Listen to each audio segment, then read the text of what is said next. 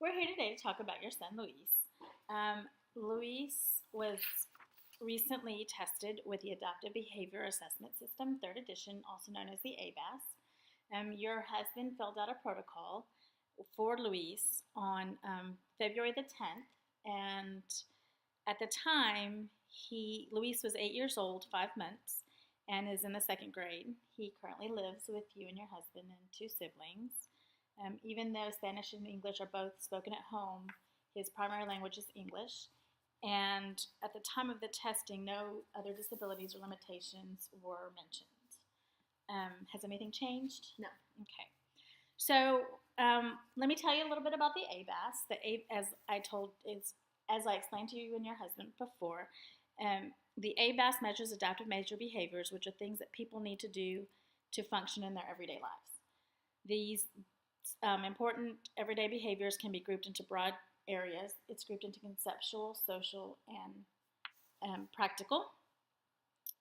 The specific adaptive behaviors that are needed change as a child grows older and depends less upon the help of others, but at every age, certain behaviors and skills are expected in the home, the school, and community. So what we're going to do is we're going to go over his scores. You took the protocol and you guys filled it out and brought it back to me, and so I've scored it, and so we're going to review those scores today. Okay. So looking overall, his General Adaptive Composite, is GAC, is at an 83 range, which is in the range below average. However, as compared to other 8-year-olds. Mm-hmm. So one of the things with him is his percentile ranking is about a 13% of all students, and his confidence interval is between a 79 and 87%. In the specific domains, his conceptual his standard score was an 84, which is also in the below average range. His percentile rank of that is at 14%, and his confidence level of 95% is between the range of 78 to 90%. His social, as you can see, is a little bit lower. It's one of his weaknesses. He scored 65, which is in the extreme, as you can see, in the extremely low range, and he's in the 1 percentile in the confidence interval level of 58% to 72%. And then the practical, he did very well in this section. This is one of his strengths. In the practical section, he scored an 89, which is just 1 point below average. Mm-hmm. Excuse me, 1 point under the average area as compared to other 8-year-olds. And he's in the 23rd percentile, and his confidence interval level is between 83 and 95%. Okay. So looking at this is the overall for each domain. Now what I'm going to explain to you is looking at each specific domain. Okay. So in the conceptual, you can see there's 3 different subdomains: the communication, the functional academics, and the self-direction. And communication, it looks like he fell at about a 6, which is right in the middle of low and below average. And all of these scores, again, are as compared to other 8-year-olds. Okay. Functional academics and self-direction is one of his strengths. So those both were in between the below average and the average range. He scored about an 8 on those. So those are, for the conceptual domain, those were his relative strengths. Okay.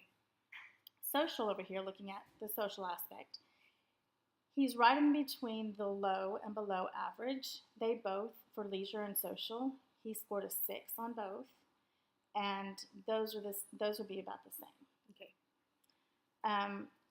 Looking at the practical domain, here you can see a relative strength of his is the community use. Mm-hmm. He scored an 11, which is in the average range.